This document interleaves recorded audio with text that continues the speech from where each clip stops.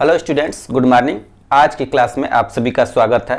आज हम अपवर्तनांक और क्रांतिक कोण के बीच में संबंध का अध्ययन करेंगे और यह जानने का प्रयास करेंगे कि पहले माध्यम के सापेक्ष दूसरे माध्यम का जो अपवर्तनांक होता है वह क्रांतिक कोण के किस अनुपात में होता है। तो आइए हम अध्ययन स्टार्ट करते हैं।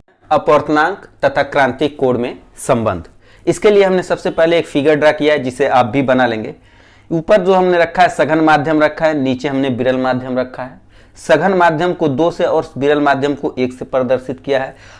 अब ध्यान देंगे कि सघन माध्यम में बना वह आपतन कोण जिसके लिए विरल माध्यम में अपवर्तन कोण का मान 90 डिग्री होता है उसी को हम क्रांतिक कोण कहते हैं और जिसको हम C से प्रदर्शित करते हैं। इसको डिटेल में पढ़ने के लिए हमारे YouTube चैनल पर जाकर के क्रांतिक कोण वीडियो को अवश्य देखें। अब ये क्रांतिक कोण को हम C से प्रदर्शित करते हैं और जब C होगा आपतन कोण तो अपवर्तन कोण का मान 90 डिग्री हो जाता है। अब ध्यान देंगे, यहां से हम स्टार्ट करते हैं कैसे हम निकालेंगे अपवर्तनांक तथा क्रांतिक कोण में संबंध। तो देखेंगे, पहले लिखेंगे यदि विरल माध्यम को 1 से तथा सघन माध्यम को 2 से प्रदर्शित करें तो स्नेल के नियमानुसार सघन माध्यम के सापेक्ष विरल माध्यम का जो अपवर्तनांक होगा यानी माध्यम 2 के सापेक्ष माध्यम 1 का जो अपवर्तनांक होगा वो रूल कहता है साइन आई बटे साइन आर, ये होता है। चूंकि हमको मालूम है कि साइन आई का मान कितना है, आई का मान कितना है, क्रांतिक कोण C के बराबर लिख देंगे यहां पर क्रांतिक कोण, क्रांतिक कोण। और अब देखेंगे विरल माध्यम में R का वैल्यू कितना है, तो R बराबर दिया है 90 डिग्री। तो अब क्या हो जाएगा, दूसरे माध्यम के सापेक्ष पहले माध्यम का जो अपवर्तनांक होगा वह हो जाएगा साइन आई की जगह पर लिखेंगे C, तो हो जाएगा साइन C बटे अब R के जगह पर 90 लिखेंगे तो हो जाएगा साइन 90। चूंकि हमको मालूम है कि साइन 90 का जो वैल्यू होता है वह 1 के बराबर होता है, इसलिए हो जाएगा दूसरे माध्यम के सापेक्ष पहले माध्यम का जो अपवर्तनांक होगा साइन C को तो हम साइन C ही लिखेंगे और साइन 90 की जगह पर वैल्यू रख देंगे हम 1। यानी ये हो गया कि दूसरे माध्यम के सापेक्ष पहले माध्यम का जो अपवर्तनांक हो गया वह साइन C के बराबर होता है, साइन C के बराबर होता है। यहां तक तो आपको बात समझ में आ गई होगी कि दूसरे माध्यम के सापेक्ष पहले माध्यम का अपवर्तनांक बराबर दूसरे माध्यम का आपतन कोण बटे पहले माध्यम का अपवर्तन कोण। तो देखेंगे I का वैल्यू C है, I बराबर C है क्रांतिक कोण के बराबर, तो R बराबर ऑलरेडी विरल माध्यम में 90 डिग्री होगा, उसको हमने यहाँ पे पुट कर दिया। तो फिर लिखेंगे दूसरे माध्यम के सापेक्ष पहले माध्यम का अपवर्तनांक बराबर साइन C बटे साइन 90। चूंकि हमको मालूम है कि साइन 90 का जो वैल्यू होता है वो 1 होता है, इसलिए दूसरे माध्यम के सापेक्ष पहले माध्यम का अपवर्तनांक फिर लिखेंगे साइन C बटे 1। 1 से 1 में भाग देंगे सेम वही रहेगा, इसलिए हो जाएगा दूसरे माध्यम के सापेक्ष पहले माध्यम का जो अपवर्तनांक होगा वह साइन C के बराबर होगा। अब हमने एक और सूत्र पढ़ा था, ध्यान देंगे, इसके जस्ट नीचे हम लिख रहे हैं कि पहले माध्यम के सापेक्ष दूसरे माध्यम का अपवर्तनांक गुणे दूसरे माध्यम के सापेक्ष पहले माध्यम का अपवर्तनांक बराबर होता है 1। ये सूत्र हमने एक पहले पढ़ा था। तो या इसको ऐसे भी लिख सकते हैं हम कि दूसरे माध्यम के सापेक्ष पहले माध्यम का जो अपवर्तनांक होगा तो क्या हो जाएगा 1 बटे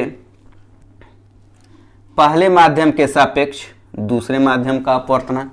अब ये जो मान है दूसरे माध्यम के सापेक्ष पहले माध्यम का अपवर्तनांक बराबर 1 बटे पहले माध्यम के सापेक्ष दूसरे माध्यम का अपवर्तनांक। देखेंगे यही चीज है यहाँ पे, लेकिन इसका वैल्यू क्या हो गया 1 बटे पहले माध्यम के सापेक्ष दूसरे माध्यम का अपवर्तनांक। अब ये वैल्यू हम यहाँ पर रख देंगे तो क्या हो जाएगा, अब ध्यान से यहाँ देखेंगे, इसके आगे यहाँ देख लेते हैं कि दूसरे माध्यम के सापेक्ष पहले माध्यम का अपवर्तनांक बराबर हो गया है साइन C।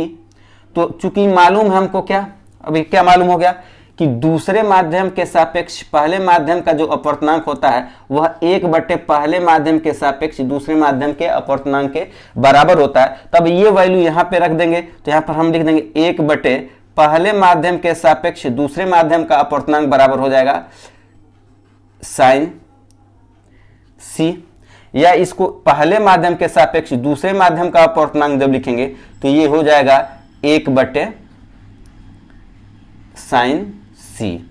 यही फार्मूला हमको डिराइव करना था, यानी पहले माध्यम के सापेक्ष जो दूसरे माध्यम का अपवर्तनांक होता है वह क्रांतिक कोण के व्युत्क्रम के बराबर होता है। हमको यही देखना था। एक तो सूत्र यहां प्रयोग किया, दूसरे माध्यम के सापेक्ष पहले माध्यम का अपवर्तनांक बराबर sin c, और अब इसका उल्टा करेंगे, यानी पहले माध्यम के सापेक्ष दूसरे माध्यम का अपवर्तनांक करेंगे तो इसमें हो जाएगा आपका 1/sin c, यानी पहले माध्यम के सापेक्ष दूसरे माध्यम का जो अपवर्तनांक होता है वह क्रांतिक कोण के व्युत्क्रम के बराबर होता है। अब इसके नीचे वो लाइन लिख लेंगे, क्या लिखेंगे कि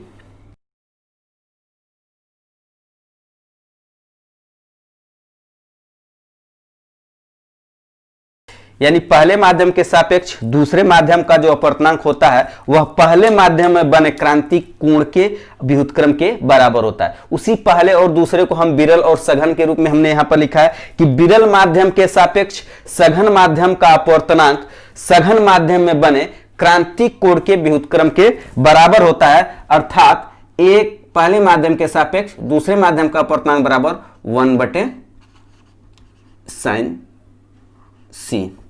तो इस तरह से आप इसको लिख लेंगे अपनी कॉपी पर, ड्राइव कर लेंगे, और दोनों सूत्र, एक सूत्र यहां पे आपका बन जा रहा है इसको, और इसी से उत्पत्ति हुई है इसकी।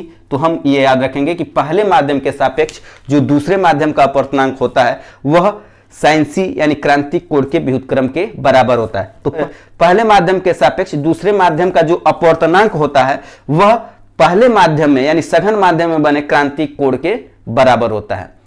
तो ये लाइन आप याद कर लेंगे, यानी विरल माध्यम के सापेक्ष सघन माध्यम का अपवर्तनांक सघन माध्यम में बने क्रांतिक कोण के व्युत्क्रम के बराबर होता है। इसको आप याद रखेंगे क्योंकि इस पे सवाल आपके आते हैं। मिलते हैं नेक्स्ट क्लास में नेक्स्ट टॉपिक के साथ, तब तक के लिए गुड बाय।